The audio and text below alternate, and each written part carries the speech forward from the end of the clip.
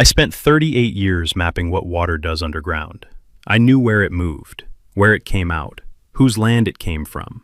When I retired, I used every bit of that knowledge to find the right property. A 1,200-acre farm in North Georgia, a productive karst spring discharging 84 gallons per minute. I bought it. I knew exactly what I had. 3 months later, I'm installing a boundary fence when the brush cutter hits something. A 4-inch water main, buried 18 inches deep, running east, straight toward the subdivision next door. I took out my compass and sighted the bearing. 285 degrees, almost due west. I drew the line on my parcel map that evening. It pointed directly at my spring. 54 homes, 14 years of water, no easement, no permit, for 9 years. And the HOA president's opening move? She sent me a letter about the fence. Before we jump into it, let's start from the beginning. Tell me where you're listening from, and hit like and subscribe for more content. Walt had spent 38 years learning what water did underground, where it moved, how fast, through what formation, under what pressure, and where it came out. He had started with the Army Corps of Engineers in 1979 as a junior hydrologist assigned to the Savannah District, a 23-year-old with a geology degree from the University of Georgia, and the specific ambition of a young man who had grown up on a farm in South Georgia, watching his father's irrigation wells decline, and had decided to understand why. The Savannah District had put him on groundwater mapping work in his first year, the kind of foundational survey work that produced the aquifer boundary maps that county planners and water utilities used for decades after the field work was done. The kind of work that required patience and precision, and the willingness to spend days in the field with a hand level and a well-logged notebook, rather than in an office making decisions that felt important. He had been good at it from the beginning. By his 10th year, he had been leading survey teams across the Southeastern District, Georgia, South Carolina, the Florida Panhandle, the limestone karst country of north-central Florida, where the aquifer systems were productive enough to supply cities and fragile enough to collapse under the wrong kind of development pressure. The karst work had been his particular specialty, the dissolutional limestone formations that produce springs and sinkholes and cave systems, and the most productive freshwater aquifers in the eastern United States, formations that behaved in ways that confounded engineers who had learned hydrology on different rock types, and that rewarded the kind of careful, methodical mapping that Walt had been doing since his first year in the Savannah District. He had mapped springs across 5 states. He had documented aquifer productivity in formations that ranged from marginal to extraordinary. He had written the technical reports that told water utilities where to drill, and how deep, and what yield to expect, and what the sustainable extraction rate was before the aquifer's recharge capacity was exceeded. He had testified as an expert witness in 4 groundwater disputes over the course of his career, cases where 2 landowners were arguing about who had the right to a water source that moved underground without respecting property lines, and where Walt's mapping work was the factual foundation on which the legal arguments were built. He had retired in 2017 at 66, the retirement a decision made not because he was done with water, but because the Corps had changed in ways that had made the field work he loved increasingly administrative, the survey teams smaller, the mapping projects funded at levels that required shortcuts he was not willing to make.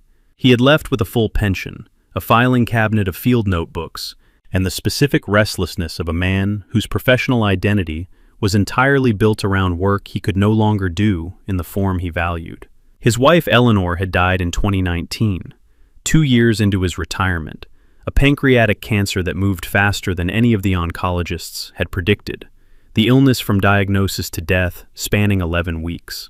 Walt had spent the following 2 years in the house they had shared in Augusta, the city house, the small yard, the neighborhood that Eleanor had loved, and that Walt had never fully inhabited in the way she had. He had walked a lot in those 2 years. He had read. He had pulled his field notebooks from the filing cabinet, and had spent evenings reviewing work from 30 years earlier, following the aquifer maps with his finger the way you followed a river on a road map, remembering the field days, the formations, the particular quality of light in the karst country of north-central Georgia, where the limestone came close to the surface, and the springs ran clear and cold, even in August. He had decided to find a farm in the spring of 2021, the decision emerging from the notebooks rather than from any single moment of resolution. He had spent 38 years mapping productive groundwater systems, and he wanted to own one. Not for agricultural production, though a working farm was part of what he had in mind. For the water. For the particular satisfaction of owning land over a productive aquifer in a karst formation, and knowing exactly what was beneath him and why. He had hired a real estate broker who specialized in rural agricultural properties across North Georgia, and had told her, "I'm looking for 500 acres minimum, working farmland preferred, and I want to see the hydrogeological survey data for any property before I make an offer." The broker had said she had never had a client request hydrogeological survey data as a purchase condition. Walt had said, "Now you have." The Caldwell County property had come to his attention in January 2022, a 1,200-acre assemblage of 14 separate parcels that had been held by a Gainesville-based land investment company for 6 years and were being offered as a package. The assemblage included cropland, timber, a creek drainage, 2 stock ponds, a farmhouse in need of renovation, and, on the northeastern section of the largest parcel, a natural spring. Walt had asked the broker to request the county's well and spring records for the property before he drove to see it. The records had arrived by email 2 days later. The county health department's well and spring registry, the entries showing a spring on parcel CW-002-0017, with a discharge measurement of 62 gallons per minute recorded in a 2009 county survey. Walt had looked at that number for a long moment. 62 gallons per minute on a county survey, which typically measured discharge under ordinary conditions, suggested a productive spring in a well-developed aquifer system. The actual discharge rate under optimal conditions could be substantially higher. He had driven to Caldwell County on a Thursday in February. He had walked the property for 2 days before he looked at the farmhouse.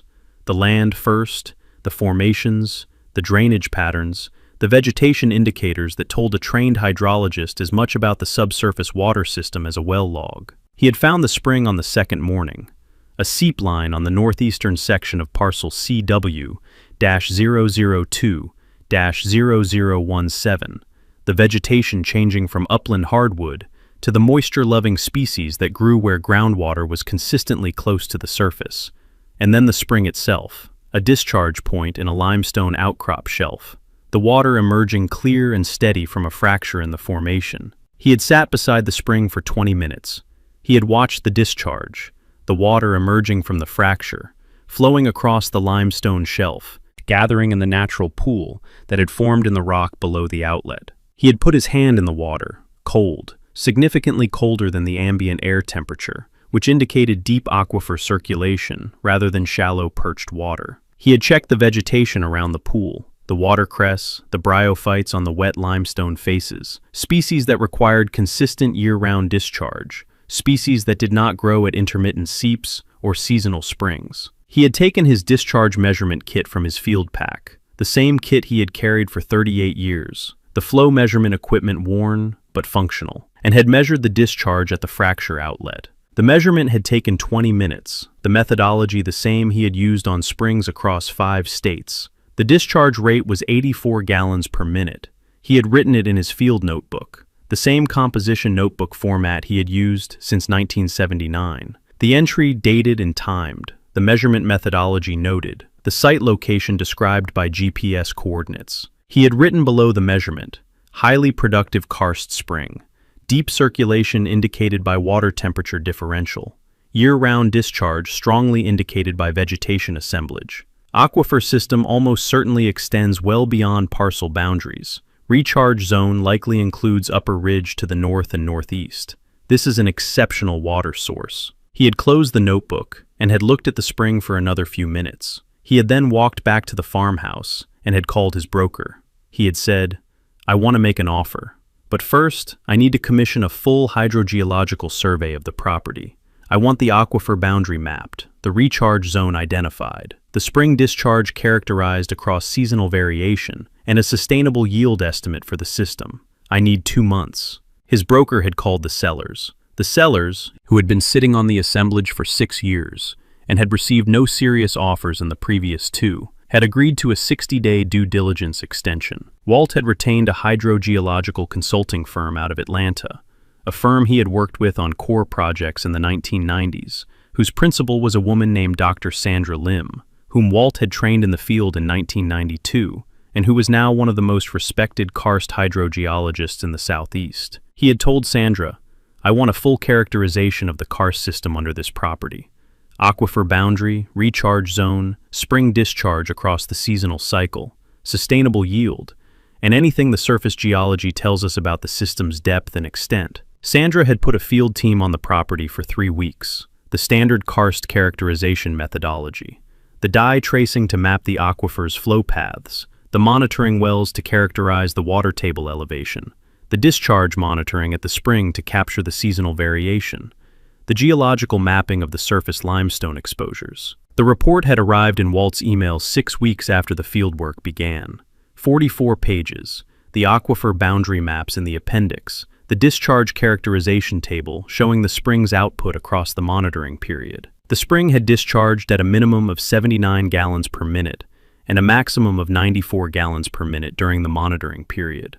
The variation driven by recharge events, the high flows following significant rainfall, the base flow maintaining at 79 gallons per minute even during the driest stretch of the monitoring period. The sustainable yield estimate for residential water supply was 120 connections at standard Georgia residential consumption rates, with significant margin. The recharge zone extended north and northeast of the spring, entirely within the boundaries of the 1,200-acre assemblage. The aquifer system was self-contained within the property for practical purposes.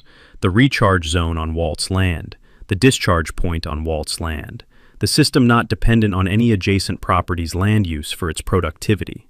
Walt had read the report twice. He had called Sandra and had said, "This is an exceptional system." Sandra had said, "It is one of the most productive private karst springs I've characterized in 15 years. The base flow alone is sufficient for a substantial residential water supply. The aquifer is well protected by the overlying limestone. It is not easily contaminated and not easily depleted at reasonable extraction rates. Whoever owns this property owns a serious water resource." Walt had said, "I'm going to own this property." He had closed on the 1,200-acre assemblage on April 14, 2022.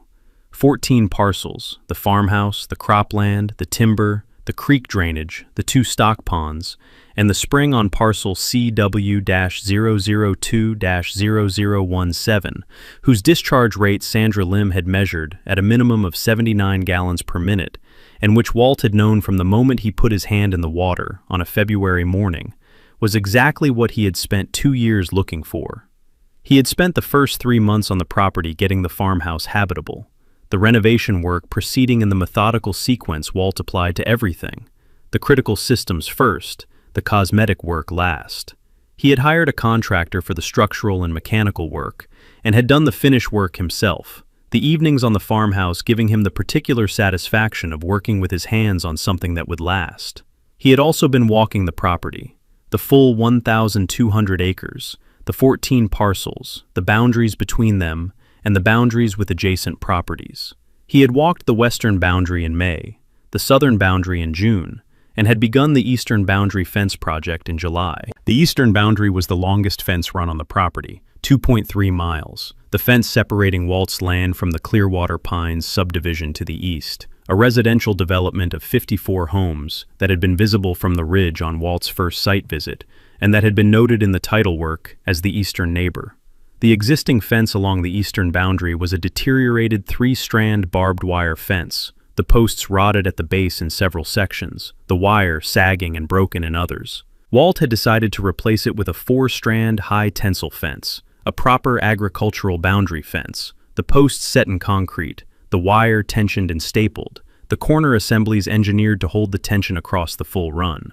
He had begun the fence installation at the northern end of the eastern boundary in the second week of July, the post setting proceeding from north to south, the tractor-mounted post driver efficient in the limestone underlain soil once he had identified the lines where the rock was deep enough to allow full post depth.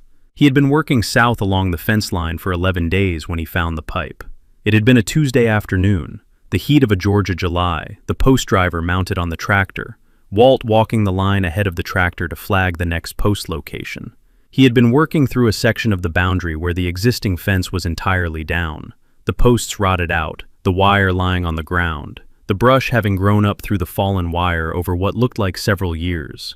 He had been clearing the brush along the fence line with a brush cutter mounted on the tractor's front end, the clearing revealing the ground surface along the boundary. He had seen the pipe as he cleared a section of heavy brush approximately 400 feet south of the boundary's northern end.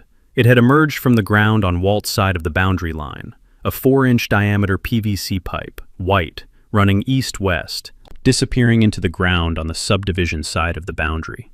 The pipe had been buried at approximately 18 inches of depth. The burial revealed where the brush cutter had disturbed the soil alongside the fence line, the pipe's top edge visible in the disturbed earth. Walt had stopped the tractor and had gotten off, and had knelt beside the pipe. He had looked at the pipe for a moment, the diameter, the orientation, the burial depth. A 4-inch PVC pipe running east-west under a boundary fence was a utility crossing. The diameter was consistent with a residential water main, too large for a single residential service line, sized for a distribution system serving multiple connections. He had looked west along the pipe's orientation, the direction from which the pipe was running, the direction deeper into his property. The ground was level and vegetated, no surface disturbance visible beyond the fence line clearing, but the pipe's orientation was clear. He had taken his compass from his field pack and had sighted along the pipe's axis. The bearing was 285 degrees, almost due west, aimed at the northeastern section of parcel C, W-002-0017, the spring parcel. He had not made the connection immediately. He had noted the bearing and had made an entry in his field notebook and had continued the fence work for the remainder of the afternoon. It had been that evening, sitting at the farmhouse desk with his parcel map and the field notebook, that he had drawn the bearing line from the boundary crossing point westward across the parcel map and had seen where it terminated. The bearing pointed directly at the spring. He had sat with the parcel map for a long time. He had then looked at parcel C, W-002-0017 on the map, the spring parcel, the northeastern section of the assemblage, the parcel he had walked in February, and had sat beside the spring and taken the discharge measurement. He had not explored the full parcel in detail since the acquisition. He had walked the spring area, noted the natural pool, taken his measurement, and moved on to the other parcels in the assemblage. He had not identified any structures on the parcel beyond the natural spring features. He had driven to parcel C, W-002-0017, the next morning. He had parked at the parcel's western access track and had walked to the spring. The spring was, as he remembered, the fracture outlet in the limestone shelf, the pool below, the watercress and bryophytes on the wet rock faces. The discharge was running at what his eye estimated as the normal base flow rate. He had looked around the spring area more carefully than he had in February, moving through the vegetation systematically, covering the ground in a grid pattern from the spring outward. He had found the collection cistern 20 feet east of the spring pool, a concrete structure, partially buried, the top hatch accessible from the surface, the inlet pipe from the spring pool running underground to the cistern's intake. The cistern was large. Walt had estimated 10,000 gallons capacity from its external dimensions, a size consistent with a community water supply buffer rather than a private residence system. He had found the pump house 40 feet east of the cistern, a concrete block structure, 8 feet by 10 feet, a standard utility building, padlocked. He had looked through the ventilation louvers on the building's southern face. He had seen instrumentation panels inside, gauges, a control panel, what appeared to be a VFD-controlled pump unit. The equipment was not new, but it was not derelict. It was operational. He had noted the building in his field notebook. He had noted the cistern. He had noted the pipe running from the cistern toward the pump house, and the 4-inch main running east from the pump house in the direction of the boundary crossing he had found the previous afternoon. He had walked back to the farmhouse and had called his property manager, a local man named Terry Birch, who had managed the assemblage for the previous investment company and whom Walt had retained during his transition period. He had said, "Terry, do you have any information about a pump house and collection system on the northeastern parcel? Parcel C, W-002-0017. It looks like a community water supply system." Terry had been quiet for 3 seconds. He had said, "Walt, I think that system serves Clearwater Pines, the subdivision next door. I believe it was installed when the subdivision was built. I assumed it was part of their infrastructure. Walt had said, "The pump house is on my property. The collection cistern is on my property. The spring that feeds it is on my property." Terry had said, "I didn't realize the parcel boundaries. I assumed the system was on their side." Walt had ended the call and had sat at the desk with his parcel map and the survey description for parcel CW-002-0017. He had traced the parcel boundary on the map, the northern line, the eastern line, the southern line, the western line. The pump house was well inside the parcel boundary. The cistern was well inside the parcel boundary. The spring was well inside the parcel boundary. All of it was on his land. He had picked up the phone and had called David Osei. David had answered on the second ring. Walt had said, "David, Walt Greer. I own 1,200 acres in Caldwell County. I found a water supply system on my property, a spring, a collection cistern, and a pump house that appears to be serving the residential subdivision on my eastern boundary. I need you to look at the title chain for the spring parcel and the subdivision's water use authorization." David had said, "Give me the parcel number and the subdivision name." Walt had said, "Parcel CW-002-0017 for the spring parcel. The subdivision is Clearwater Pines. I need to know if there is a recorded water use easement, a utility easement, a water service agreement, anything that authorizes the subdivision's use of the spring and the infrastructure on my land." David had said, "I'll start Monday morning." Walt had said, "There's one more thing. I found a 4-inch water main running from the pump house east under the boundary fence into the subdivision. The main is buried on my property with no surface marking, no easement marker, nothing. I found it while I was setting fence posts." David had been quiet for 2 seconds. He had said, "No one told you about this when you acquired the property." Walt had said, "No." David had said, "I'll have an answer for you by end of week." Walt had ended the call and had looked out the farmhouse window toward the northeastern section of the property, parcel CW-002-0017, the spring, the cistern, the pump house, the 4-inch main running east under the fence into a subdivision of 54 homes, whose residents had been drawing water from his land since 2008 without his knowledge, and, he was already certain, without any legal basis for doing so. The spring discharged at 84 gallons per minute. It had been discharging into someone else's pipes for 14 years. Walt was going to find out exactly what legal foundation that arrangement rested on. He was already confident the answer was none. David had pulled the Caldwell County deed index on Monday morning at 7:45. His standard start time, the Atlanta office quiet at that hour, the county's online record system loading on his second monitor, while he reviewed his notes from the Friday call with Walt on his first.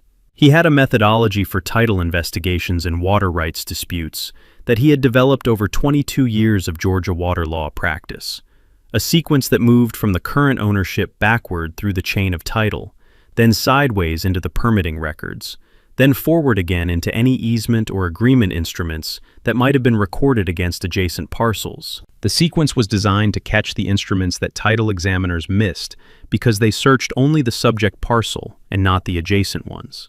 He had started with parcel CW-002-0017, the spring parcel, Walt's parcel, the current ownership confirmed in Walt's name from the 2022 acquisition deed he had already reviewed in the county's online index. The chain of title had unfolded backward from Walt's 2022 deed in 5 steps. Step 1. Walt's acquisition.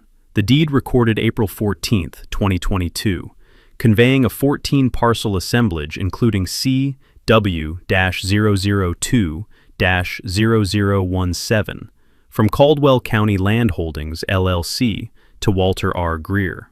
The deed had been a standard multi-parcel conveyance, each parcel identified by number in a schedule attached to the deed, the legal descriptions incorporated by reference from the individual parcel surveys. Parcel CW-002-0017 had been listed as a 34-acre tract in the northeastern section of the assemblage. The deed had contained a standard exceptions clause, subject to all easements, restrictions, covenants, and encumbrances of record. No specific easements or encumbrances had been identified for CW-002-0017 in the schedule. David had noted, no specific encumbrances identified in conveyance for spring parcel. Standard exceptions clause. Title examiner at closing apparently found no recorded instruments affecting parcel.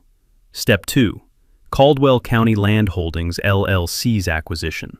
The deed recorded March 3, 2021, conveying CW-002-0017 from the Caldwell County Superior Court's registry to Caldwell County Land Holdings LLC following a quiet title proceeding. David had pulled the quiet title action. Case number CW-2021-CV-0034. Filed January 2021, the petition naming Blue Ridge Water Holdings LLC as the last recorded owner and asserting abandonment of the property interest based on the LLC's dissolution in 2019 and the absence of any recorded activity on the parcel since the 2014 acquisition. The court had granted the quiet title petition in February 2021, vesting title in Caldwell County Land Holdings LLC as the petitioner. David had noted, quiet title proceeding 2021. Prior owner Blue Ridge Water Holdings LLC, dissolved 2019. Parcel held by dissolved LLC for 5 years, with no recorded activity. Quiet title clears encumbrances, to extent they were identified in the proceeding. Check what encumbrances were identified. He had pulled the quiet title petition's exhibit list. The title search attached to the petition showed no recorded easements or encumbrances on CW-002-0017 beyond the standard utility easements. The water main running east under the boundary fence had not been identified as a recorded instrument in the quiet title petition. It had not appeared in the petition's exhibit list because it had never been recorded. There was no recorded instrument for it to find. Step 3. Blue Ridge Water Holdings LLC's acquisition. The deed recorded June 12, 2014, conveying CW-002-0017 from Marcus Allen Teal, individually, to Blue Ridge Water Holdings, LLC, for a stated consideration of $85,000. A single parcel conveyance, the deed 2 pages, the legal description on page 2. No exceptions identified beyond the standard clause. No reference to any water use easement, utility easement, or water service agreement. David had noted, Teal to Blue Ridge Water Holdings, June 2014, $85,000. No easements reserved, no water use agreement referenced. Teal conveyed the spring parcel without retaining any recorded instrument authorizing the subdivision's continued use of the spring or the infrastructure. Step 4. Marcus Teal's acquisition. The deed recorded in connection with the Clearwater Pines development. David had found this instrument by searching the grantor-grantee index for Marcus Allen Teal and Caldwell County, which had produced a series of instruments from 2006 through 2014. The original acquisition had been a 2006 deed, conveying 340 acres, the land that would become both the Clearwater Pines subdivision and parcel CW-002-0017, from a farming family named the Hendersons to Valley Ridge Development LLC, an entity controlled by Marcus Teal. Teal had then platted the subdivision lots from the eastern 306 acres, while retaining the western 34 acres, the spring parcel, as a separate holding. He had sold the 54 subdivision lots between 2008 and 2012, and had retained the spring parcel until the 2014 sale to Blue Ridge Water Holdings. David had noted, Teal retained the spring parcel when he sold the subdivision lots. He sold the spring parcel separately in 2014 to Blue Ridge Water Holdings. He recorded no easement for the water main or the HOA's continued use of the spring at any point, not when he sold the lots, not when he sold the spring parcel.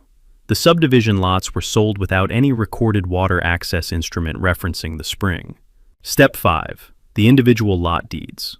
David had pulled a sample of the Clearwater Pines lot deeds, 5 of the 54, chosen from different years of sale to capture the full development period. He had read each one, looking for any reference to the water source, the spring parcel, a water service agreement, or a utility easement for the water main. Not one of the 5 deeds contained any such reference. The lots had been sold with standard subdivision covenants, CC and RS for the HOA, and utility easement language for the standard underground utilities, electric, gas, telephone.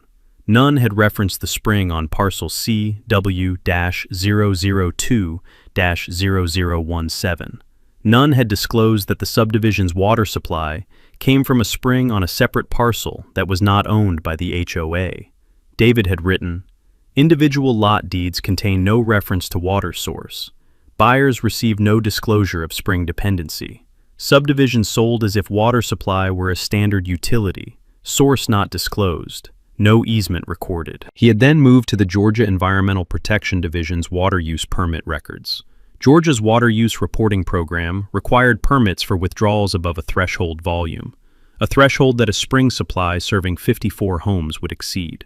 David had searched the EPD's online permit database for Caldwell County, filtering for water withdrawal permits associated with the Clearwater Pines development, the spring parcel, and the names Marcus Teal and Blue Ridge Water Holdings. He had found one permit, permit number WU-2008-CW-0441, issued August 2008, permittee, Marcus Allen Teal, individual. The permit had authorized withdrawal from the spring on parcel CW-002-0017 for the purpose of residential water supply to the Clearwater Pines subdivision development. The permitted withdrawal volume was 72,000 gallons per day, consistent with 54 homes at average Georgia residential consumption. The permit had been issued for an initial 5-year term, with a renewal obligation at year 5. The permit had not been renewed. The renewal deadline had been August 2013. No renewal application had appeared in the EPD's records for permit number WU-2008-CW-0441. The permit had expired in August 2013, 5 years after issuance, 3 years before David had initially estimated based on the date Walt had given him. David had rechecked. The initial term was 5 years, not 8. The permit had expired in August 2013, not 2016. He had noted the correction. Permit expired August 2013, 9 years ago, not 6. No renewal application filed. Permit lapsed without renewal. He had then checked whether any subsequent permit had been issued for the same source, a permit in Blue Ridge Water Holdings' name after the 2014 acquisition, or a permit in the HOA's name at any point. He had searched the EPD's full permit database for Caldwell County water withdrawal permits associated with the spring parcel's coordinates, the parcel number, and the subdivision name. No subsequent permit existed. From August 2013 to the present, 9 years, the Clearwater Pines subdivision had been withdrawing water from the spring on parcel CW-002-0017 without a valid water withdrawal permit. The permitted authority had expired. It had been held in Marcus Teal's personal name, not the HOA's name, not the subdivision's name, not any entity that had survived Teal's 2014 sale of the spring parcel. When Teal sold the parcel, the permit had already been expired for a year. Blue Ridge Water Holdings had held the parcel for 5 years without obtaining a permit. The HOA had been operating without any permit authority since 2013. David had written, "No valid water withdrawal permit has existed for this spring since August 2013. The HOA has operated without permit authority for 9 years. The permit was in Teal's personal name and was never transferred, renewed, or replaced." He had then searched for the easement, the instrument that should have existed if anyone in the chain had done the transaction correctly. A utility easement for the water main crossing the boundary fence, a water service agreement between the spring parcel owner and the HOA, a recorded covenant running with the subdivision lots referencing the water source, a license agreement, anything. He had searched the Caldwell County deed index by every methodology available: grantor name, grantee name, parcel number, instrument type. He had searched for Marcus Allen Teal as grantor of any easement instrument. He had searched for Blue Ridge Water Holdings as grantor or grantee of any instrument. He had searched for Clearwater Pines HOA as grantee of any water rights instrument. He had searched the parcel CW-002-0017 instrument history for any recorded encumbrance beyond the standard utility easements. He had found nothing. No utility easement for the water main, no water service agreement, no license, no covenant, no recorded instrument of any kind authorizing the HOA or any Clearwater Pines resident or entity to use the spring, the cistern, the pump house, or the water main on parcel CW-002-0017. He had sat with the completed search results for a few minutes, the deed index results on one monitor, the EPD permit database on the other, his examination notes filling 2 pages of his legal pad. 22 years of water rights practice had produced other cases where a water source was being used without proper legal authorization, shared well disputes, irrigation water disputes, municipal supply disputes, but he could not immediately recall a case where a residential subdivision of 54 homes had been drawing its entire water supply from a private spring on an adjacent parcel for 14 years with no recorded instrument of any kind and no valid permit for 9 of those years. He had called Walt at 4:15 p.m. on Friday. Walt had answered on the first ring. He had been at the farmhouse desk since 3 p.m., the parcel map in front of him, waiting for David's call. David had said, "Walt, I have the complete title and permit picture. I want to walk you through it." Walt had said, "Go ahead." David had said, "I'll start with the chain of title. Teal acquired the spring parcel as part of his original 340-acre development site in 2006. He built the subdivision on the eastern 306 acres and retained the western 34 acres, the spring parcel, as a separate holding. He installed the spring collection system and the water main in 2008 to serve the subdivision. He sold the 54 lots between 2008 and 2012 without recording any easement for the water main or any water service agreement authorizing the HOA's use of the spring. He then sold the spring parcel in 2014 to Blue Ridge Water Holdings for $85,000. He recorded no easement at the time of that sale either. When he sold the spring parcel, he walked away from the transaction without leaving any recorded instrument that connected the HOA's water supply to its source. Walt had said, he sold the water supply out from under the subdivision. David had said, he sold the spring parcel without reserving the access rights that would have made the subdivision's water supply legally secure. Whether he understood what he was doing is a question for another day. What he did is documented in the deed records. He had continued.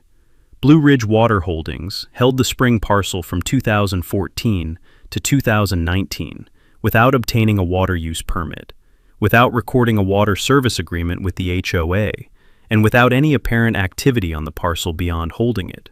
The LLC dissolved in 2019 without any recorded disposition of the parcel. No deed out, no assignment, nothing. The parcel sat in limbo until the 2021 quiet title proceeding. The quiet title petition identified no recorded encumbrances because there were none to identify. The parcel was cleared and acquired by Caldwell County Land Holdings LLC, which included it in the assemblage it sold to you in 2022. Walt had said, the permit. David had said, Teal obtained a water withdrawal permit from the Georgia EPD in August 2008.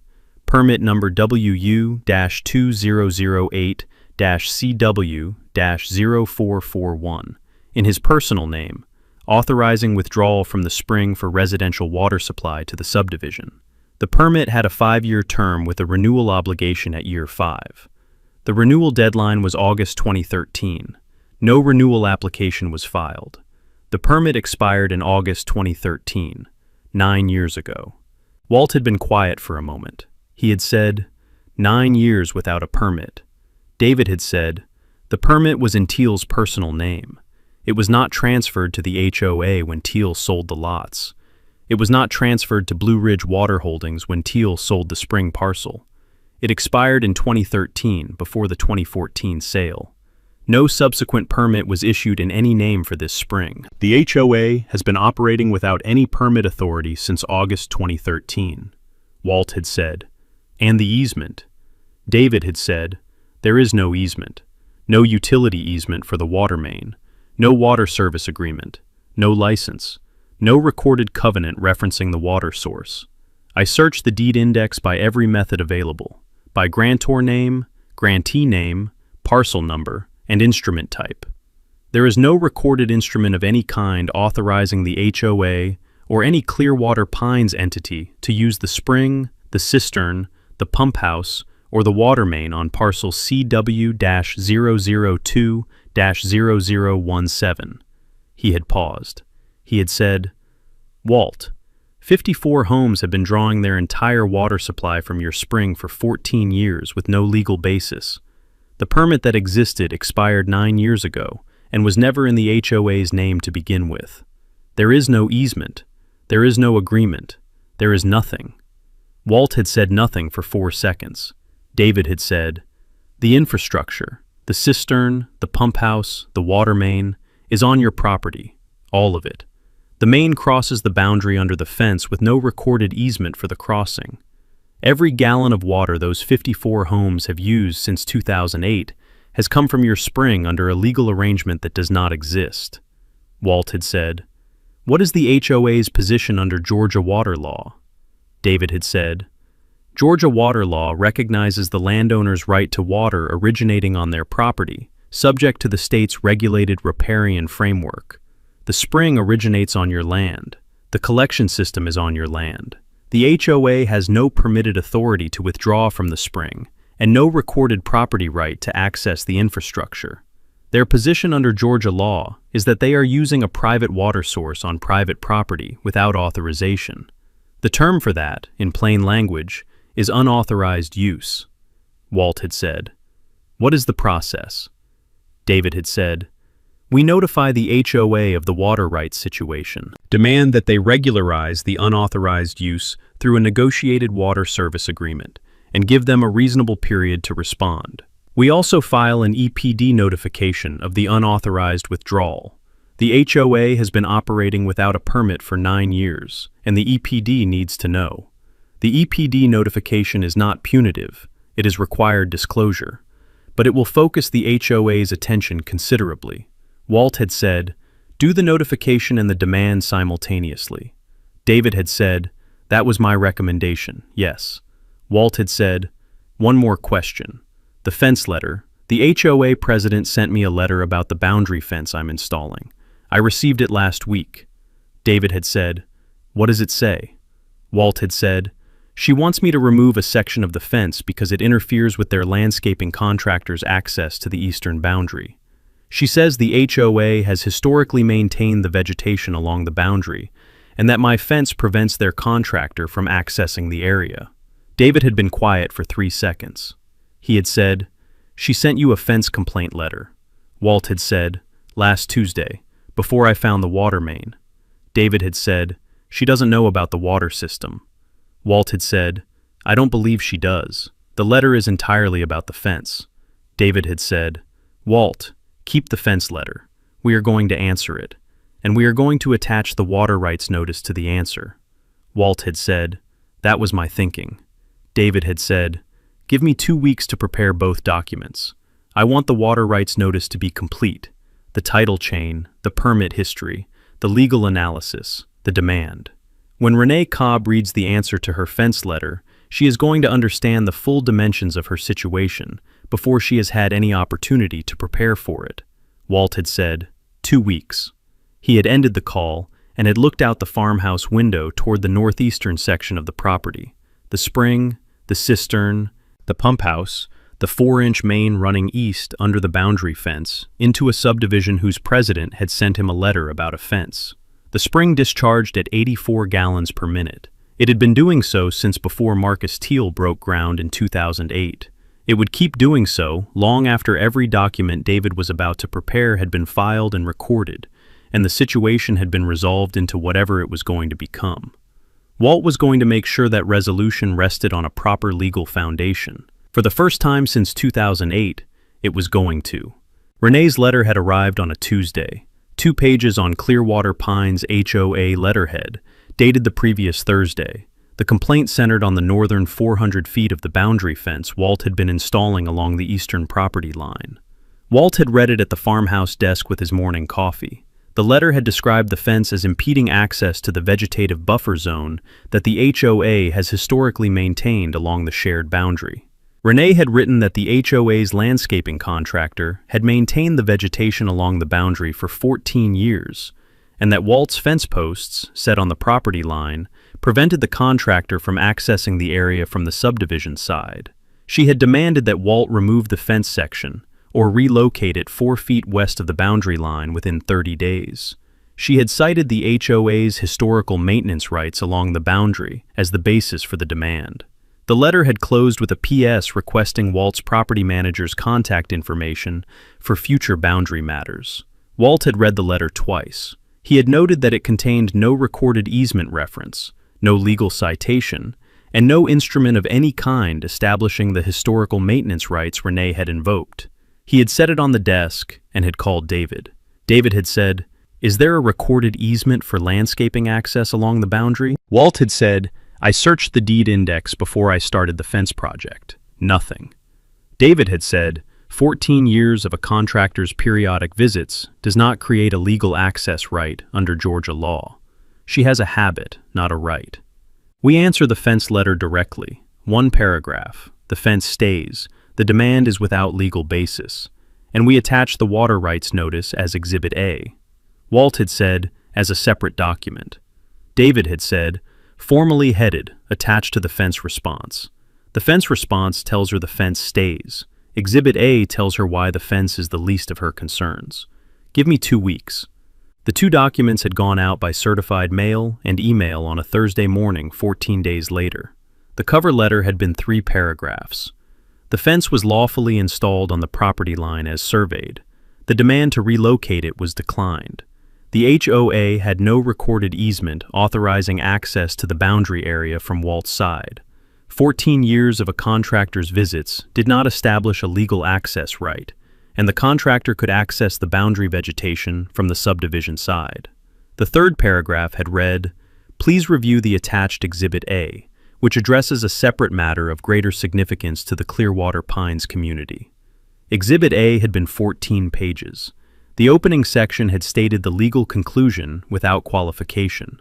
The spring, the collection cistern, the pump house, and the 4-inch water main on Mr. Greer's side of the boundary are located on parcel CW-002-0017, which is owned in fee simple by Walter R. Greer.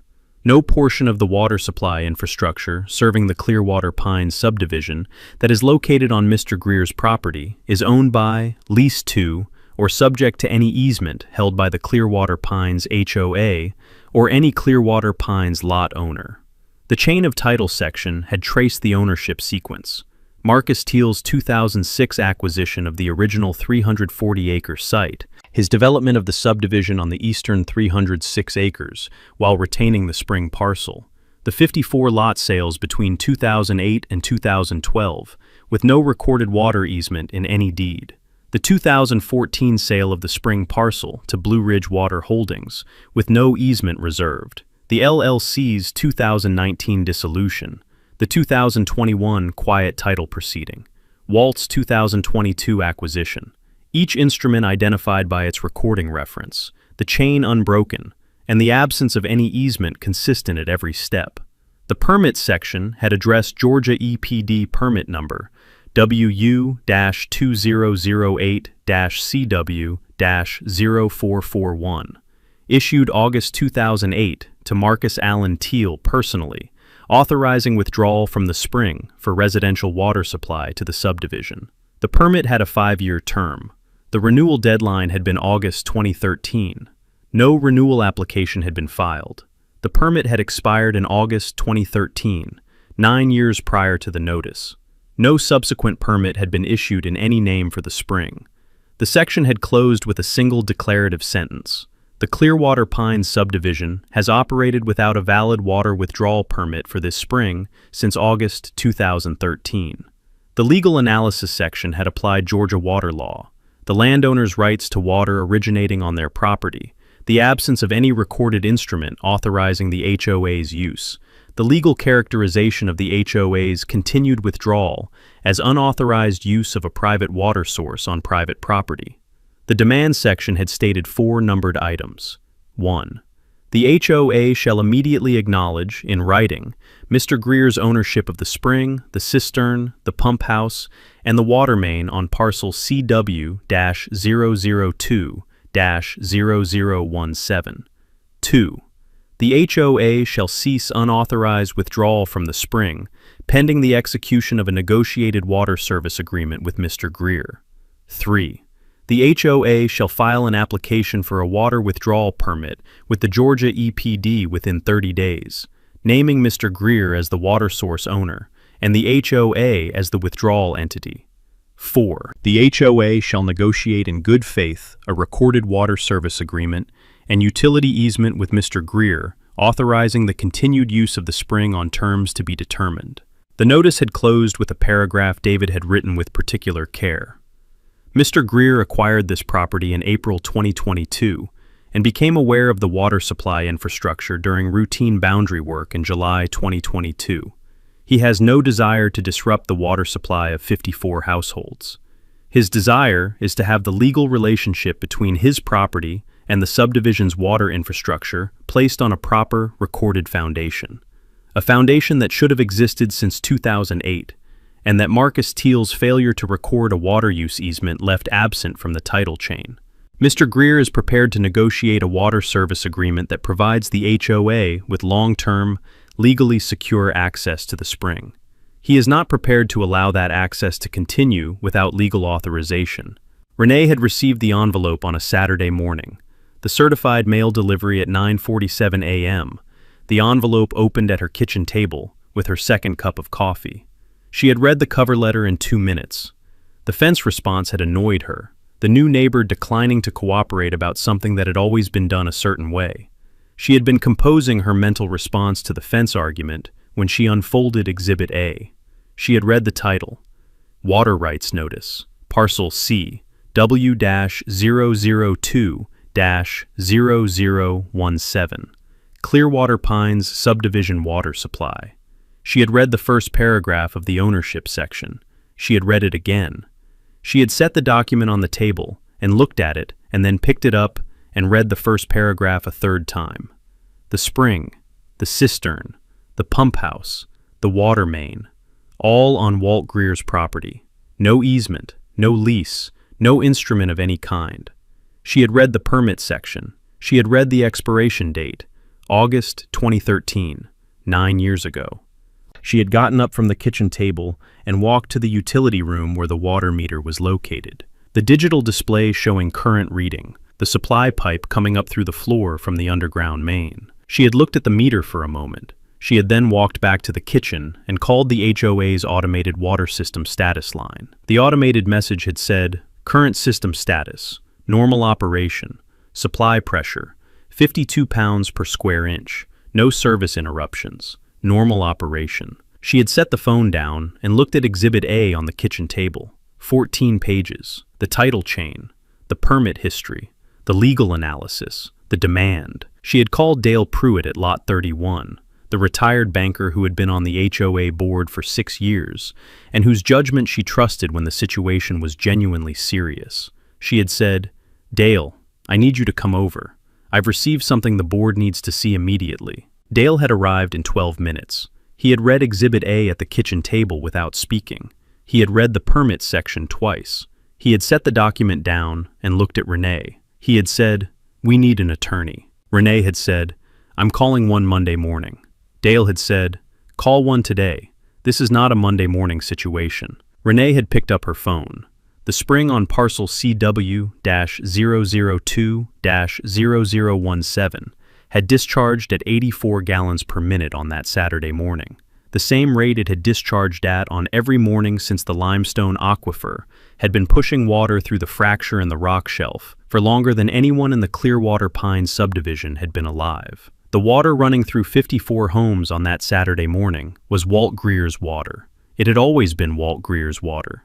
Now Renee Cobb knew it. Pamela Shore had taken the call on a Saturday afternoon. Her cell phone, the number Dale Pruitt had obtained from a colleague at his former bank, who had used her firm for a commercial property dispute 3 years earlier. Renee had called at 2:15 p.m., 4 hours after Dale had read Exhibit A at the kitchen table, and told her not to wait until Monday.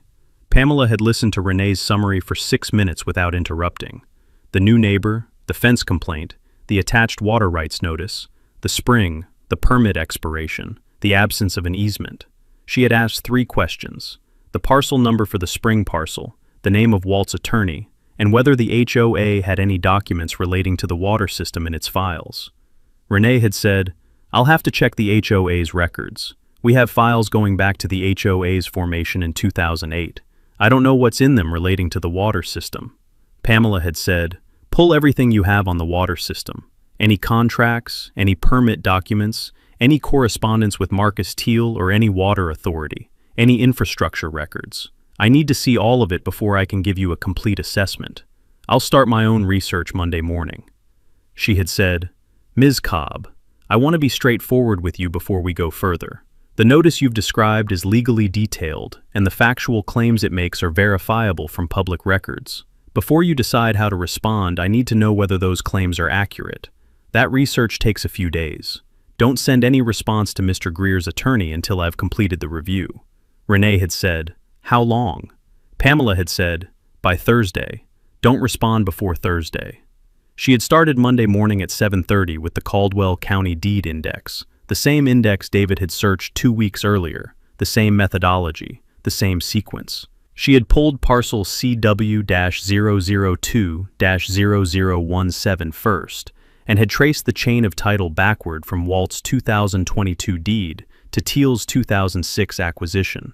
The chain had confirmed every claim in David's notice: the 2014 sale to Blue Ridge Water Holdings, with no easement reserved; the LLC's 2019 dissolution; the 2021 quiet title proceeding; Walt's 2022 acquisition.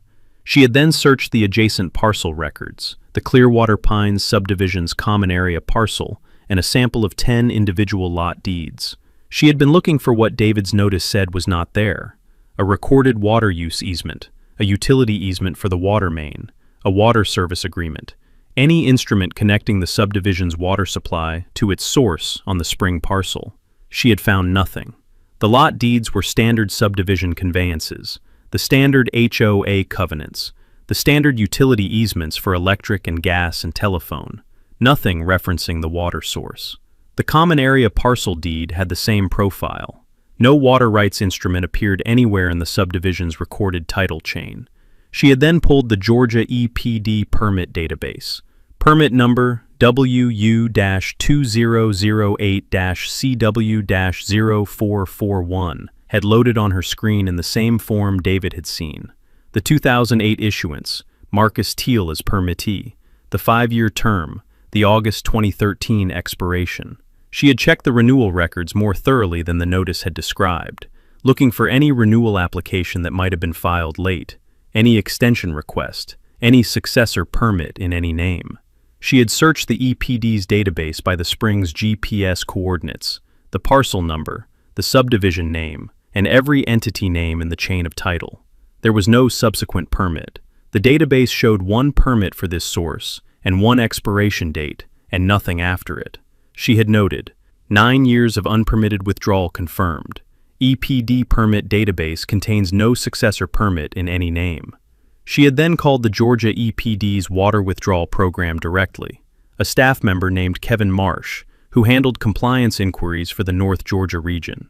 She had described the situation in general terms: a residential subdivision of 54 homes drawing water from a private spring.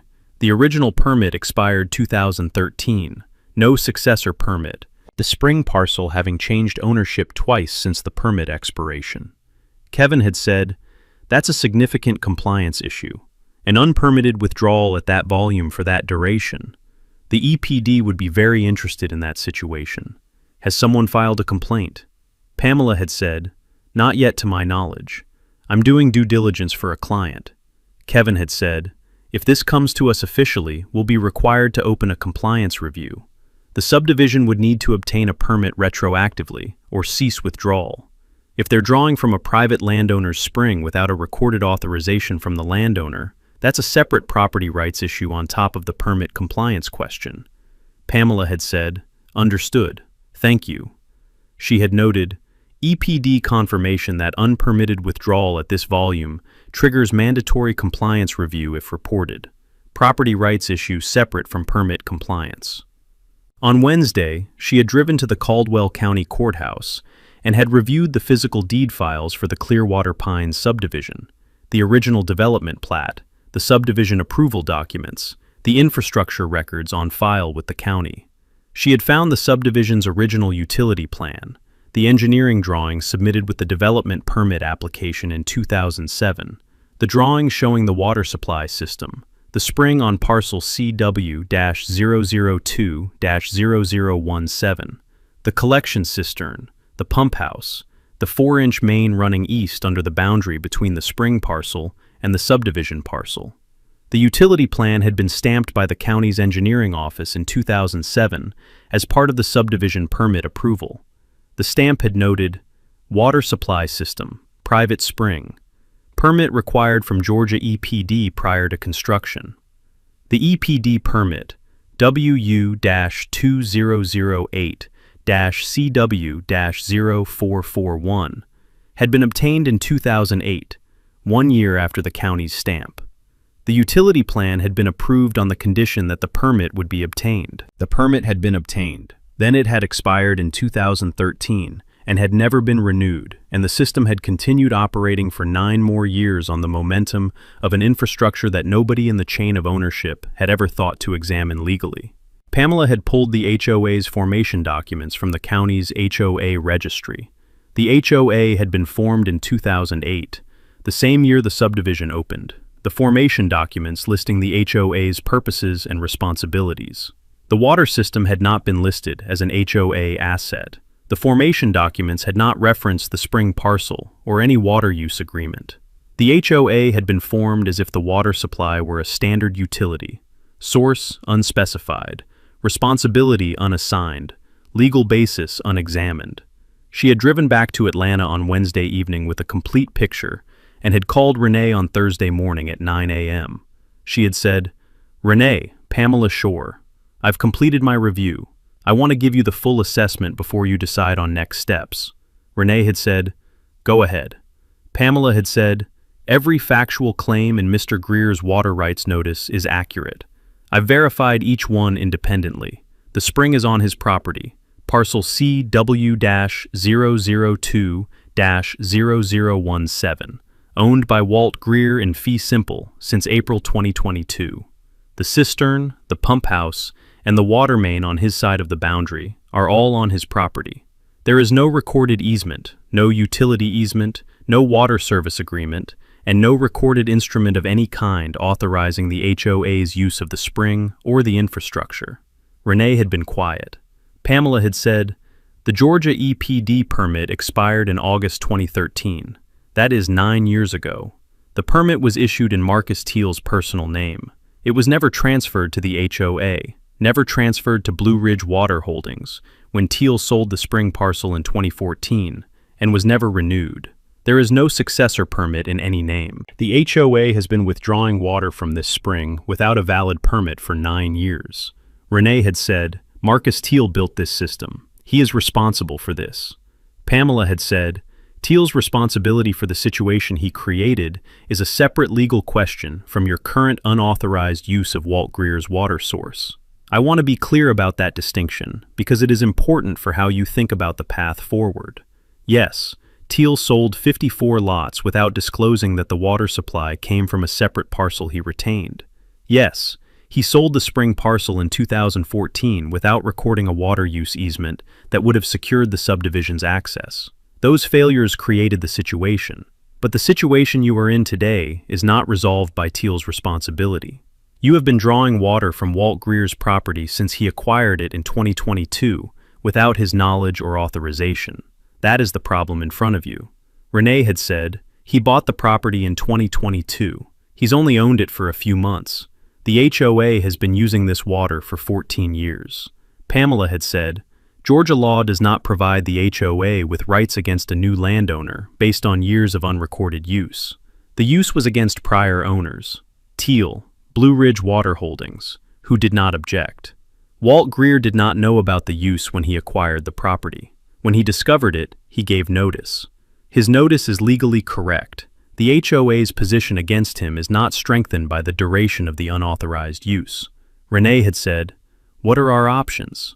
Pamela had said, 2.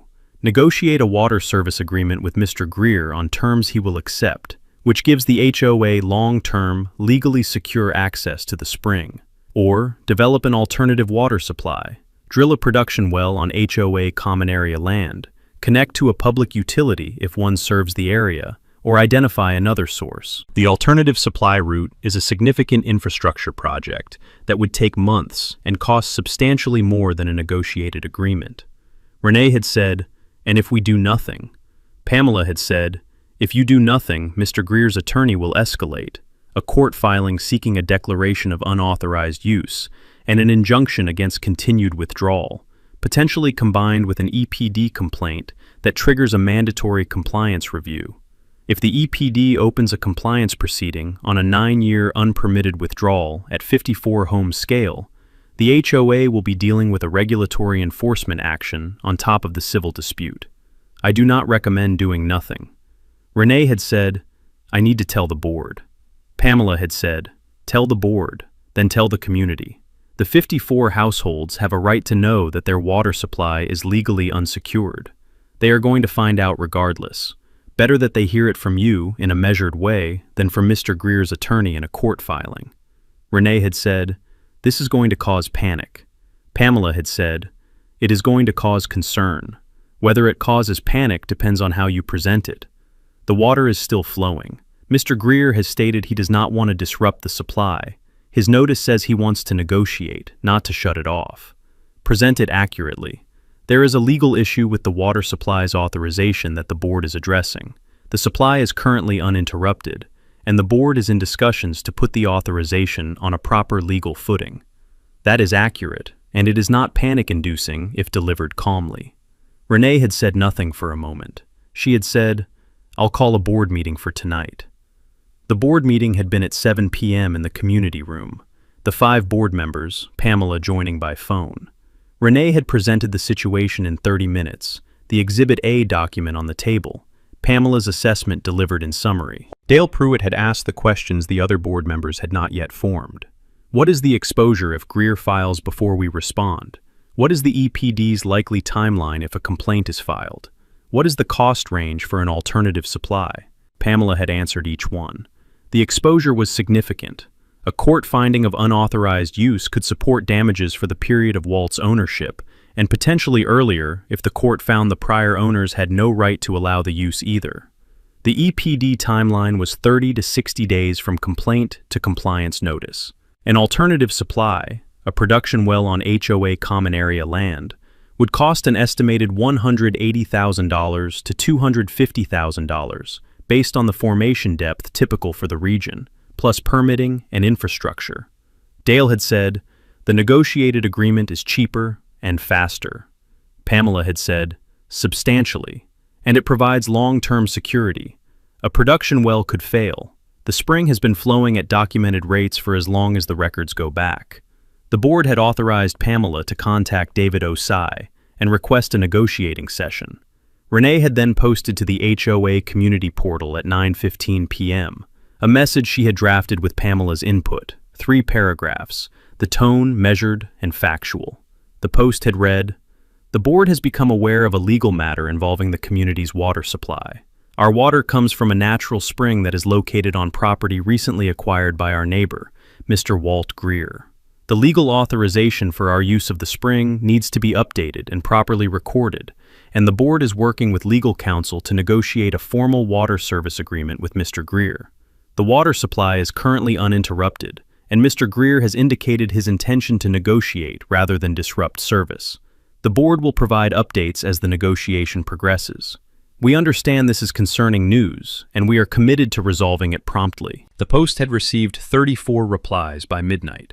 A resident named Patricia Hollis at Lot 12 had written, "Can someone explain how we have been using water from a neighbor's property for 14 years without a legal agreement? Who was responsible for making sure this was handled?" A resident named Tom Garrett at Lot 27 had written, "Marcus Teal built this subdivision. He sold us homes that depended on a water source he didn't secure the rights to. Where is Marcus Teal?" A resident named Susan Albright at Lot 44 had written, "I have 3 children. When you say the water is currently uninterrupted, what does currently mean? What happens if Mr. Greer decides to turn it off?" Renee had replied to Susan Albright, "Mr. Greer's notice states he wants to negotiate a formal agreement, not disrupt the supply. The board is moving quickly to reach that agreement." She had not replied to Tom Garrett's question about Marcus Teal. By morning, the portal had 67 posts. The dominant thread was not about Walt Greer. It was about Marcus Teal. Tom Garrett had posted again at 7 a.m. "I paid $340,000 for this house in 2011. I was never told my water came from a spring on a separate property with no legal agreement. That is material information that should have been disclosed. I want to know what the board's legal position is regarding Teal's liability to the 54 families who bought in this subdivision." The post had received 28 replies by noon. Pamela had called Renee at 10 a.m. and had said, "You're going to have a Teal problem running parallel to the Greer negotiation. The homeowners are going to want to pursue Teal. I can handle both tracks, but you need to understand that the Teal track is a separate proceeding with its own timeline and its own uncertainty. The Greer negotiation is the immediate priority because the water supply depends on it." Renee had said, "Can we make Teal pay for whatever Greer demands?" Pamela had said, "That is the theory of the Teal claim, that his failure to record a water use easement caused the HOA's current liability to Greer, and that the HOA's damages in the Greer negotiation are recoverable from Teal. It is a viable theory. The practical problem is that Teal is retired in Florida. The statute of limitations on the original transaction runs back to 2008, and Teal's attorneys will argue that the HOA had 14 years to discover the water system's legal status and failed to do so. The Teal claim is worth pursuing, but it will not resolve the Greer negotiation." Renee had said, "Get to the table with Greer's attorney." She had said it without her earlier resistance, the resistance of a person who had not yet understood the full dimensions of the situation. She understood them now. The spring was Walt Greer's. The permit had been expired for 9 years. There was no easement. 54 households were waiting for the board to fix something that should never have been left unfixed. Renee Cobb had sent Walt Greer a letter about a fence. The table was the only place this was going to be resolved. David had prepared the formal demand while Pamela was conducting her title review. The 2 attorneys working in parallel, each building the same factual record from the same public sources, each arriving at the same legal conclusion from opposite sides of the table. David had known from his Monday morning research that the HOA would retain counsel, and that counsel would verify his notice's claims, and would advise the HOA to negotiate. He had prepared the formal demand not to accelerate a confrontation, but to establish the complete record before the first negotiating session. A demand that documented every element of the unauthorized use claim, so that the negotiation began from a fully stated position, rather than from an opening offer that could be walked back. He had called Walt on the Wednesday of the second week, 2 days before he sent the documents to Renee, and had walked him through the demand's structure. He had said, "The demand has 3 components. The first is the acknowledgement. The HOA acknowledges in writing your ownership of the spring, the cistern, the pump house, and the water main on parcel CW-002-0017. No equivocation, no qualification. Written acknowledgement before anything else moves." Walt had said, "Agreed." David had said, "The second is the cessation demand. The HOA ceases unauthorized withdrawal from the spring pending a negotiated water service agreement." I want to be clear about the practical dimension of this. The demand is legally correct, and I am required to make it, but advising the HOA to actually shut off the water to 54 homes pending negotiation is not something Pamela Shore is going to recommend if she is doing her job. The cessation demand establishes the legal position. The practical resolution is the negotiated agreement that replaces the unauthorized use with authorized use. The demand and the practical path are parallel, not sequential. Walt had said, "I understand the distinction. The demand is the legal statement. The agreement is the resolution." David had said, "Correct. The third component is the compensation figure. This is where I want to spend some time." The compensation analysis had taken David the better part of 2 days. the methodology built on the same framework he used in other unauthorized water use cases, adjusted for the specific facts of a 14-year residential supply situation in Georgia. The foundation had been the reasonable value of the water use, what the HOA would have paid for authorized access to the spring if a water service agreement had been negotiated in 2008 when the subdivision opened.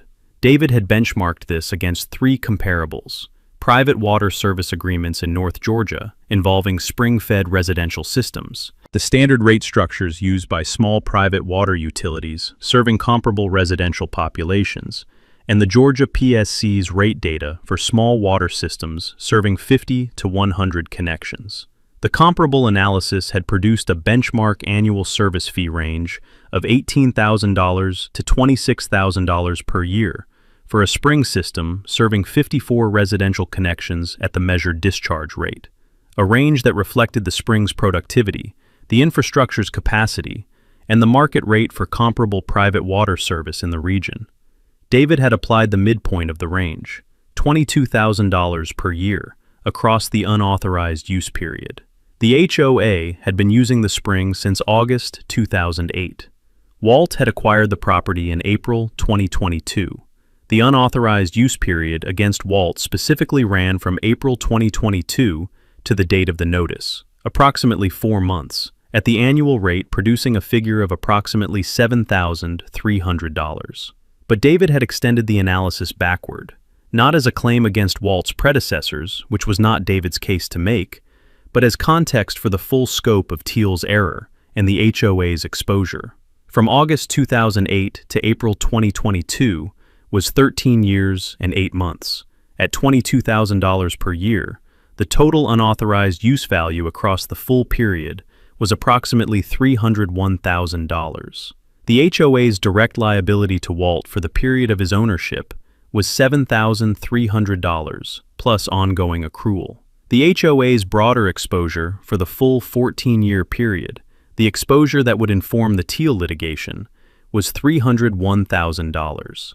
David had presented the compensation demand to Walt as two figures: the direct demand against the HOA for the period of Walt's ownership, $7,300, plus $1,833 per month of continued unauthorized use from the notice date to settlement, and the broader 14-year figure as context for the negotiation stakes.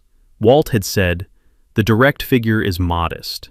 David had said, "The direct figure reflects the period of your ownership. The demand is against the HOA for what it owes you, not for what it owes Teal's victims, which is a separate claim. The $7,300 is what 14 years of unauthorized use costs the HOA in direct liability to you for the 4 months you've owned the property. The ongoing accrual, $1,833 per month, is what motivates the HOA to negotiate quickly." Walt had said, "The compensation figure in the demand." David had said, $7,300 plus accrual. The settlement number will be higher because the negotiation will take months and the accrual will run. By the time we are at the table, the direct figure will be in the range of $18,000 to $25,000, depending on the negotiation timeline. The compensation is not the central issue in the demand. The recorded acknowledgement and the water service agreement are the central issues. The compensation establishes that unauthorized use has a cost that accrues daily. Walt had said, "Send the demand."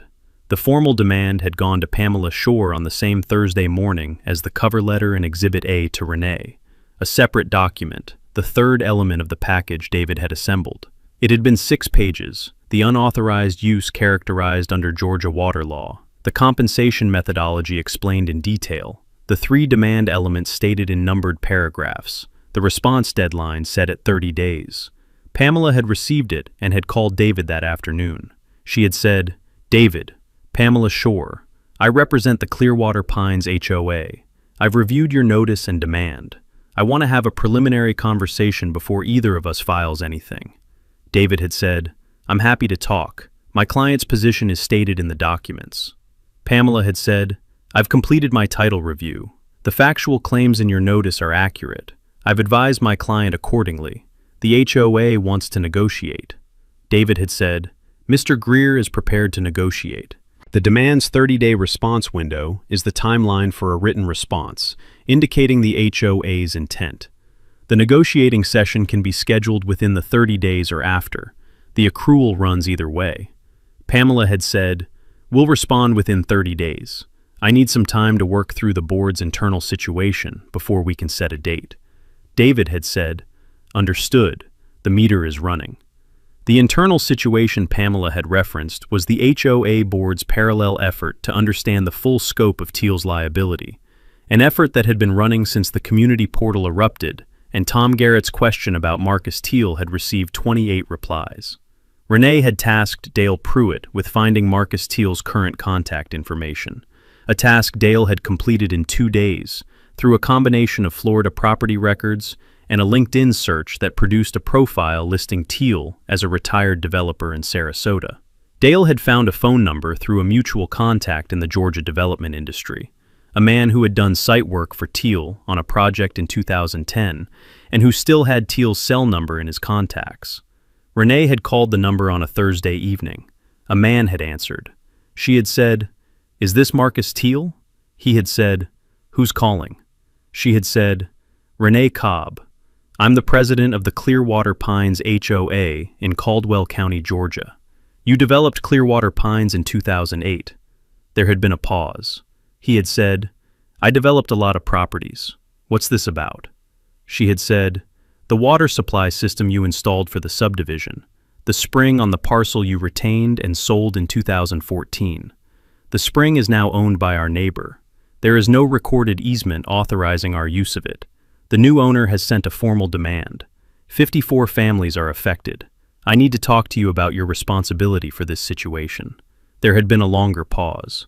He had said, "You need to talk to my attorney." She had said, "Mr. Teal, 54 families bought homes in your subdivision without knowing their water came from a spring you didn't secure the rights to. You sold that spring parcel in 2014 without recording an easement. You need to understand what that decision has caused." He had said, "My attorney's name is Robert Finch. He's in Atlanta. I'll have him call you." He had ended the call. Robert Finch had called Pamela Shore, not Renee, on Monday of the following week. The call had been brief, and its content had been what Pamela had expected. Finch had said, "I represent Marcus Teal. My client sold parcel CW-002-0017 in June 2014 by a recorded deed to Blue Ridge Water Holdings, LLC. The transaction was properly documented, and the parcel was conveyed without encumbrance, as the deed stated. My client has no current obligation with respect to the parcel or the subdivision's water supply. Any claim the HOA believes it has arising from the 2008 development should be addressed through the applicable statute of limitations analysis, which I expect will be dispositive." Pamela had said, "The HOA's position is that Teal's failure to record a water use easement at the time of the subdivision development or at the time of the 2014 spring parcel sale constitutes a breach of the implied warranty of habitability and a failure to disclose a material fact affecting the lot's value and use. The statute of limitations question depends on when the claim accrued, a question that turns on when the HOA and the individual homeowners knew or should have known about the water system's legal status." Finch had said, "My client disputes that characterization and will assert the statute of limitations defense if any claim is filed. He has instructed me to convey that he sold the parcel legally in 2014 and that the HOA's current situation is a result of subsequent ownership changes that he had no role in and no ability to control." Pamela had said, "I'll convey that to my client." She had called Renee after the call with Finch and had said, "Teal's attorney is claiming no current obligation and will assert the statute of limitations. He is not going to volunteer a contribution to the settlement. If the HOA wants to pursue Teal, it will be through litigation, a complaint filed against him in Georgia courts, serving him in Florida, litigating the statute of limitations question, and ultimately trying the liability case. That is an 18-month proceeding minimum, and the outcome is uncertain." Renee had said, "So he just walks away?" Pamela had said, "For now, yes. The HOA's immediate path is the Greer negotiation. The Teal claim is a separate track that the board can authorize after the Greer settlement is complete." Pursuing Teal while negotiating with Greer simultaneously is possible, but it divides the board's attention and the legal resources at a moment when the Greer negotiation needs to be the priority. Renee had said, "The homeowners are going to want to pursue him." Pamela had said, "They may be right to, but not before the water supply is secured." The board had met on the following Tuesday evening, the same community room, the same 5 board members. The energy in the room different from the previous meeting because the portal had now reached 140 posts, and 8 residents had sent individual emails to the board address, demanding a full accounting of how the water system's legal status had gone unexamined for 14 years. Renee had presented Pamela's complete assessment, the title chain, the permit history, the Teal call and Finch's response, the compensation demand, the negotiation path. She had presented it without the defensive framing she had used in the first meeting. The full assessment, delivered in the direct language Pamela had counseled, the board members absorbing the scope of the situation without the mitigation of incomplete information. Dale had said, "The compensation demand, the accrual figure of $1,833 per month. We've been in Pamela's review and the 30-day response window for approximately 6 weeks. That's roughly $11,000 in additional accrual on top of the initial $7,300. Pamela had confirmed. The total direct compensation exposure to Mr. Greer as of the meeting date was approximately $18,600 and accruing at $1,833 per month. The settlement figure would be higher than the current accrual because the negotiation would take additional time. A board member named Cheryl Watts at Lot 18 had said, "Why didn't the HOA know about this? The water system has been operating since 2008. Didn't anyone ever look at where the water came from?" Dale had said, "The HOA was formed assuming the water system was secured. The formation documents don't reference the spring parcel. The individual lot deeds don't reference it. Every homeowner who bought in this subdivision bought assuming the water supply was a standard utility with proper legal authorization. That assumption was wrong from the beginning, and nobody in the chain, not Teal, not Blue Ridge Water Holdings, not the previous HOA boards, ever examined it." Cheryl had said, "The previous boards should have examined it." Dale had said, "Yes, they should have. We're examining it now." The board had voted to authorize Pamela to schedule a negotiating session with David Osai. The vote unanimous, Renee voting in favor without objection. The vote had also authorized the EPD permit application. The HOA would file with the Georgia EPD, naming Walt as the water source owner and the HOA as the withdrawal entity, as David's demand had required, within the 30-day window. After the board vote, Renee had posted to the community portal a second update, longer than the first, the tone still measured but the content more complete. The compensation demand acknowledged, the Teal contact described, Finch's response summarized, the negotiation path confirmed as the board's immediate priority. Tom Garrett had replied within the hour. "So Teal's attorney says he has no obligation, and we're supposed to just accept that. We paid for homes whose water supply was legally unsecured from day one. That is not acceptable." 22 residents had replied in agreement. Pamela had read the thread on Thursday morning and had called Renee. She had said, "The Teal pressure from the community is going to build. You need to tell them the board is evaluating the Teal claim, but that the Greer negotiation comes first. Give them a timeline for when the board will make a decision on pursuing Teal." Renee had posted, "The board is evaluating all legal options with respect to the original developer's responsibility for the water system's legal status. We will report to the community on that question within 60 days of the Greer settlement. The immediate priority is securing the water supply." Tom Garrett had replied, 60 days is acceptable. We're watching." David had received the HOA's written response within the 30-day window. Pamela's letter, 3 pages, acknowledging the factual claims in Walt's notice, stating the HOA's intention to negotiate a water service agreement, confirming the EPD permit application had been filed, and requesting a negotiating session at a mutually convenient time. The letter had not included the written acknowledgement of Walt's ownership that the demand had required as the first item. It had said the HOA recognized Walt's ownership claims and was prepared to address them through negotiation. It had not used the word acknowledge and had not proposed the recorded instrument David had specified. David had called Walt after reading it. He had said, "They've responded within the window. They want to negotiate. The response doesn't include the written acknowledgement in the form I specified. It uses softer language that preserves their ability to walk back the ownership question if the negotiation breaks down. It's a standard opening position." Walt had said, "What do we do?" David had said, "We accept the negotiation invitation, and we make the recorded acknowledgement the first item on the table. They can soften the language in the preliminary correspondence all they want. The instrument that goes into the county deed records will say what I've drafted it to say, or the negotiation ends." Walt had said, "Set the date." David had called Pamela that afternoon. They had scheduled the negotiating session for 3 weeks out, a Tuesday morning in Atlanta, David's conference room. Walt and David on one side, Pamela and Renee and Dale Pruitt on the other. The spring had discharged at 84 gallons per minute on the morning David made that call. The limestone aquifer pushing water through the fracture in the rock shelf on parcel C W-002-0017 at the same steady rate it had been pushing it since before Marcus Teal had ever driven through Caldwell County looking for development land. The water had no opinion about the meeting scheduled for 3 weeks out.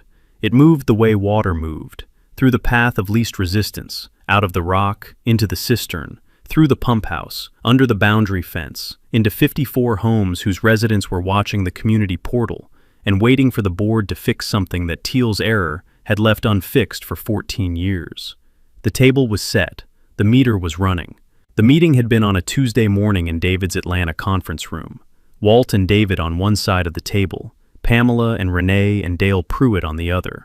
Renee had arrived with a legal pad and the particular posture of a person who had spent 3 weeks preparing to negotiate from a position she knew was weak. Dale had arrived with a copy of the demand letter and his own legal pad.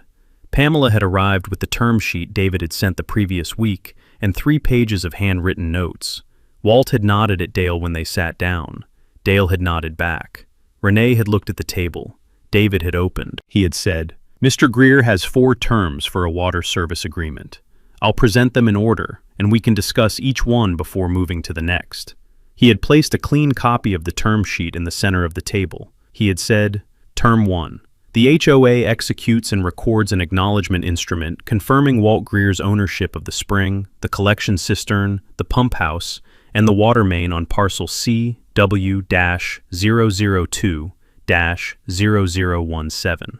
The instrument is recorded against the HOA's common area parcel and against each of the 54 individual residential lot parcels. It is a public instrument in the Caldwell County deed records, not a private letter, not a settlement recital, a recorded instrument that appears in every future title search on every Clearwater Pines property." Pamela had said, "The HOA accepts term 1 in principle. We have proposed language for the acknowledgement that we'd like to discuss. The word confirms rather than acknowledges in the operative clause, a distinction that," David had said, "the operative word is acknowledges. It is not a negotiating point. The instrument confirms what the title chain already shows. Mr. Greer owns the spring and the infrastructure. The HOA is acknowledging a fact, not making a concession. The language is not open for substitution." Pamela had looked at Renee. Renee had said nothing. Pamela had made a note. David had said, "Term 2. Compensation for unauthorized use. The HOA pays Walt Greer $31,400, the accrued unauthorized use value from April 2022, the date of Mr. Greer's acquisition, through today, calculated at the benchmark annual service rate of $22,000 per year, established in the demand letters methodology. The figure reflects 17 months of unauthorized use at the benchmark rate." Renee had said, "$31,400 is not a reasonable figure. Mr. Greer has owned the property for 17 months. The water system has been operating for 14 years. He acquired a property with an operating water system, serving 54 homes. The system's existence was part of the property's context when he bought it." David had said, "The system's existence was part of the property's context, and the absence of any legal authorization for that system was also part of the property's context. Mr. Greer did not know about the system when he acquired the property because it was not disclosed in the title work. There was nothing to disclose because there was no recorded instrument. He discovered it during routine boundary work and gave notice within weeks. The compensation reflects the value of what the HOA has used from his property without authorization since he acquired it.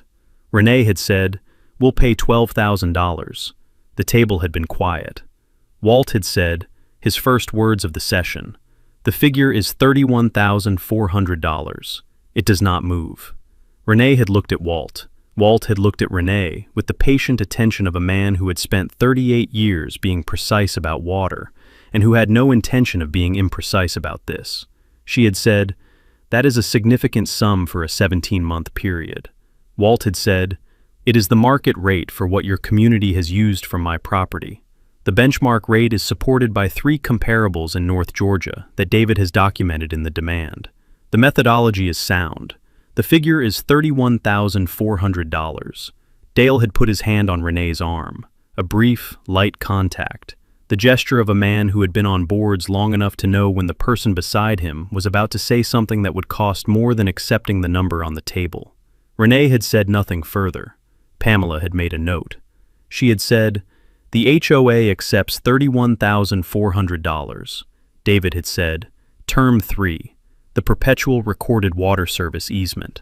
The easement grants the HOA the right to continue using the spring, the cistern, the pump house, and the water main on parcel CW-002-0017 for residential water supply to the 54 Clearwater Pines lots in perpetuity. The annual service fee is set at 9% of the HOA's annual gross assessment revenue, with a floor of $24,000 per year, regardless of assessment levels. The fee is indexed. It grows as the HOA's assessment revenue grows, which protects Mr. Greer's return as the community's property values increase. The floor protects against the HOA reducing assessments to reduce the fee obligation. Pamela had said, "The HOA's counter on the annual fee is a fixed figure, $18,000 per year, CPI adjusted every 5 years. David had said, "A fixed fee decouples the easement's value from the spring's value over time." Voss. The spring is the reason Clearwater Pines exists. The development was built because the spring was there. The 54 homes derive their value in part from a reliable private water supply that does not depend on municipal infrastructure. That value appreciates. A fixed fee captures today's value and gives the HOA the appreciation upside. 9% of gross assessment revenue with a $24,000 floor is Mr. Greer's position. Pamela had said 7% with a floor of $21,000. David had looked at Walt. Walt had said 8% with a floor of $22,000. That is the floor on the fee structure. The percentage and the floor move together. I will not take 8% with a lower floor or 7% with a higher floor. Pamela had written it down. She had said, "I'll take 8% with a $22,000 floor to my client." She had turned to Renee. Renee had looked at Dale. Dale had said, 8% with a $22,000 floor is acceptable. David had said, Term 4. The HOA funds the complete replacement of the pump house equipment, the pump unit, the control panel, the instrumentation, and the electrical service, to Mr. Greer's specification. The equipment is aging. The original installation was 2008, 15 years of continuous operation, the pump unit approaching the end of its reliable service life. The replacement is designed and supervised by a licensed mechanical engineer selected by Mr. Greer. The HOA bears the full cost, estimated at $38,000 to $45,000 based on current equipment pricing for a system of this capacity. Pamela had said, "The HOA accepts Term 4 in principle. We request the right to obtain 3 contractor bids for the equipment replacement, with Mr. Greer's engineer reviewing and approving the selected bid before work begins." David had said, "Mr. Greer's engineer selects the equipment specification. The HOA obtains bids from contractors on a list Mr. Greer's engineer approves. The selected contractor is approved by Mr. Greer's engineer before work begins. The completed installation is certified by Mr. Greer's engineer before the HOA's funding obligation is considered discharged." Pamela had said, "Agreed." The final instrument had been drafted by David over the following 2 weeks, the acknowledgement and the water service easement, as 2 separate recorded documents. The acknowledgement had been 2 pages. the ownership of the spring, the cistern, the pump house, and the water main on parcel CW-002-0017, stated without qualification, recorded against all 55 parcels in the Clearwater Pines development. The water service easement had been 8 pages, the grant of perpetual access, the annual service fee at 8% of gross assessment revenue with a $22,000 floor, the equipment replacement obligation, the maintenance responsibilities, and a termination clause that mirrored the structure David had used in other Georgia water service agreements. Pamela had submitted 4 proposed revisions. David had accepted 2 and declined 2. The final form had been agreed by email on a Thursday. The $31,400 compensation had been wired to David's trust account on Friday. The signing had been the following Monday. Renee executing the acknowledgement and the easement as HOA president. Dale as witness, the notary completing the acknowledgement. Walt had signed the easement as grantor, his name on the instrument that gave 54 households their water rights back. The grant conditioned on an annual service fee, an equipment replacement, and the recorded acknowledgement of 14 years of unauthorized use that should never have been allowed to accumulate. The recording had been completed at the Caldwell County Register's office by 2 p.m. David had called Walt at 2:20. He had said, "Both instruments recorded. The acknowledgement is against all 55 parcels. The water service easement is recorded. Book 61, page 44. Walt had written the recording reference in his hydrogeological field log, the same composition notebook format he had used since his first Corps field season in 1979. The entry dated and timed, the instrument numbers noted. He had written one line below the recording reference. The spring is properly documented for the first time since Marcus Teal broke ground in 2008. He had closed the notebook and had driven to the spring. Walt had driven to the spring on the morning after the recording, a Wednesday in October, the North Georgia hardwoods on the ridge beginning to turn, the early morning cool and still. He had parked at the western access track and walked to the spring the way he always walked it, slowly, looking at the ground, the vegetation, the surface indicators that told a trained hydrologist what was happening below. He had taken his discharge measurement kit from his field pack and measured the flow at the fracture outlet, 20 minutes.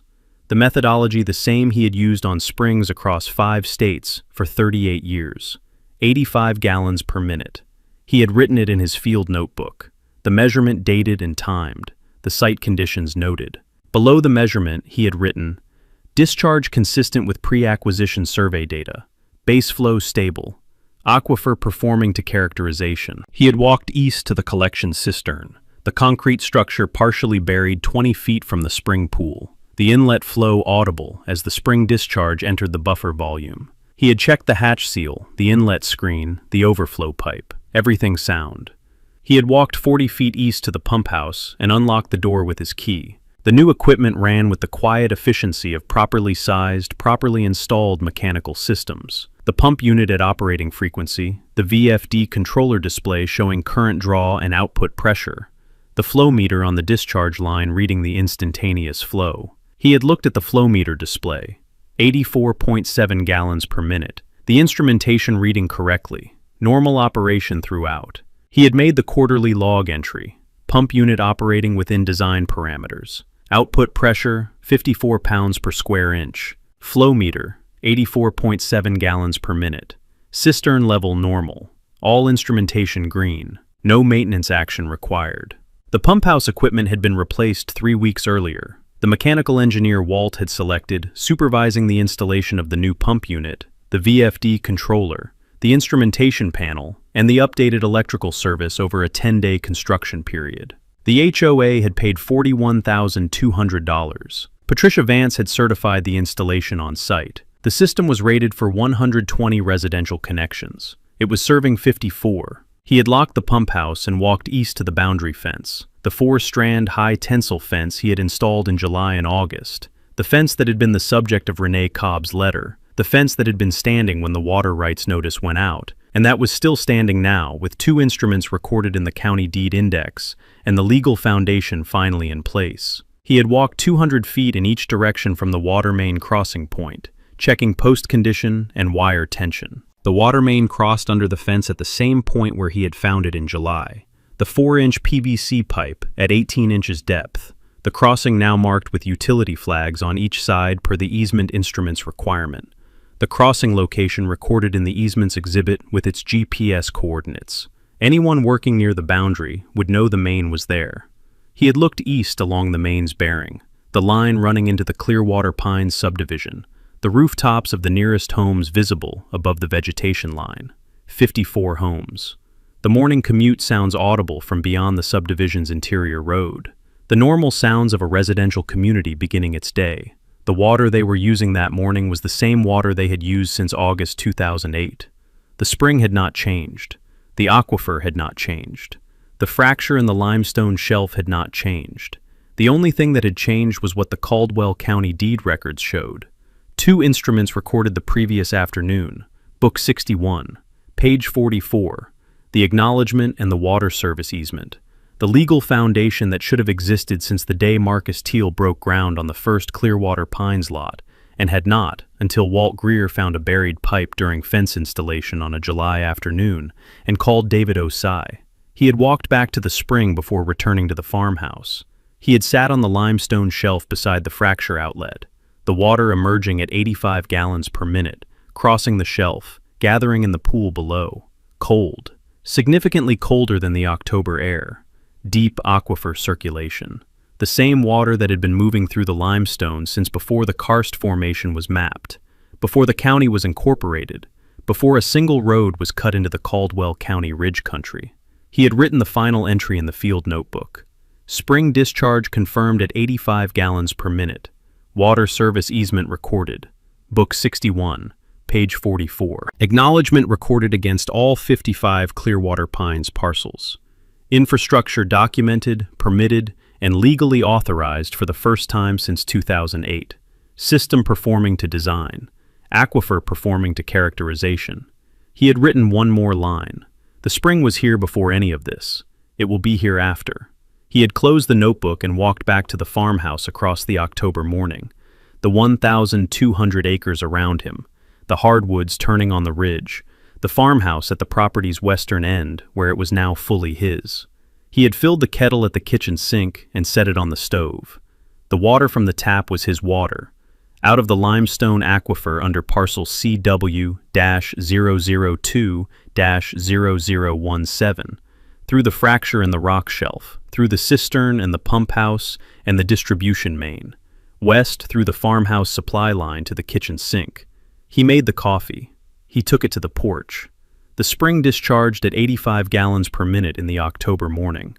The deed said what it said. The water did what water did.